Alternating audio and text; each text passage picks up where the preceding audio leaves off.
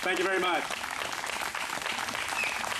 The current system in which everyone is a national citizen, a citizen of North Carolina is not allowed to vote in this current government in North Carolina. Go look at a voter registration application. I'm going to quote Thaddeus Stevens, one of the radical Republicans from Pennsylvania during the Civil War.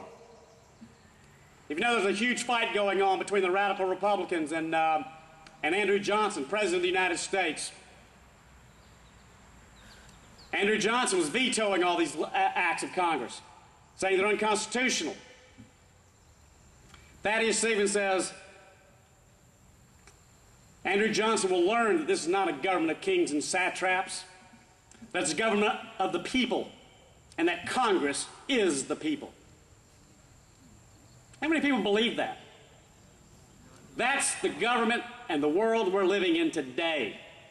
We've got to start thinking outside the box.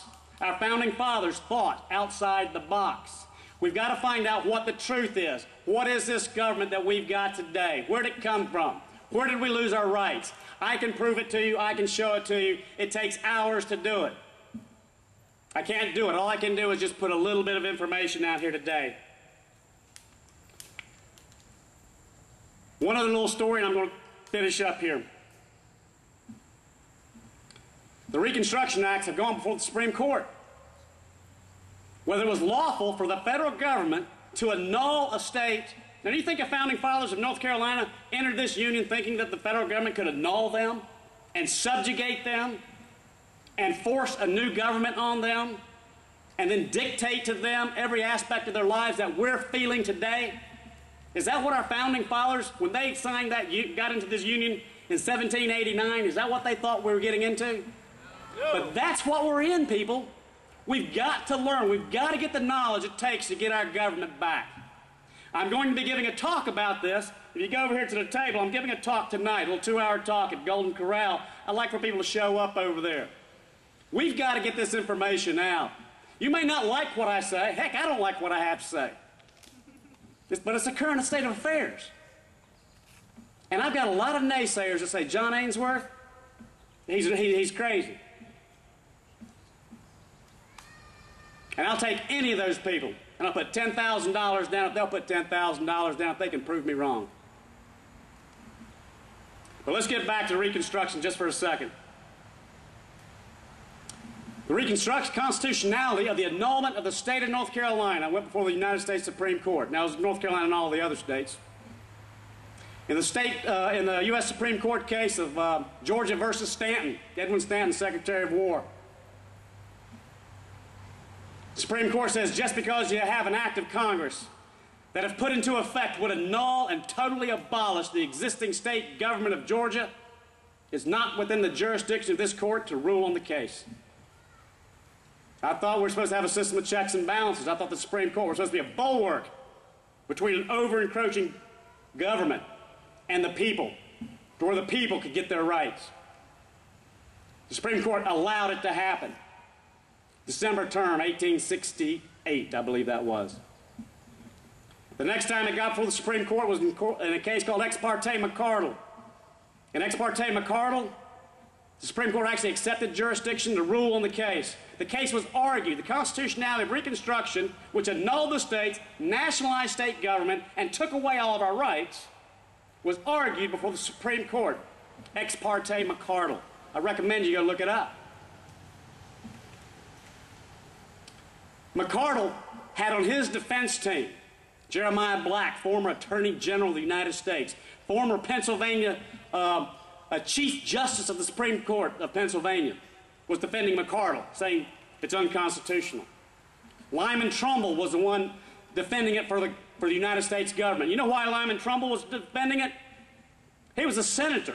Why was a senator from Illinois? A lot of good senators come from Illinois. Why was a senator from Illinois defending the constitutionality of Reconstruction? Who's supposed to defend actions against the United States government? Supposed to be the Attorney General's office, right? Attorney General said, we think they're unconstitutional. Andrew Johnson said, we think it's unconstitutional.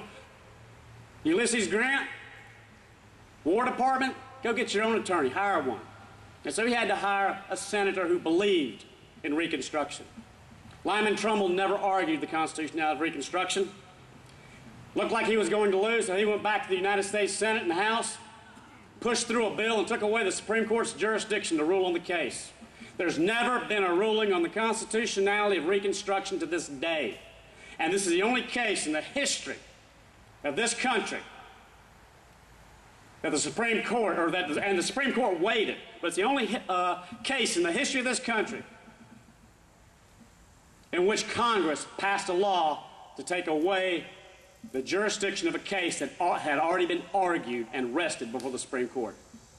I say that's what we go after. I've got a legal argument that I have a right to lawful, provable government. I have a right to be a state citizen as what was put into place by the founders of this country.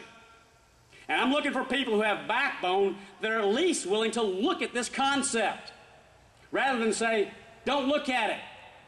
If he shows up, I'm not showing up. I've had all sorts of controversy everywhere I go. But again, I'm giving a talk tonight. Golden Corral on Wendover, 5 o'clock. You can get some information over here at the table. And I'm going to close with the words of Andrew Johnson, the most vilified president of the United States. If I can find them. They're in here somewhere. Since I got away from my notes, they're all out of order. Here's what he says 140 years ago.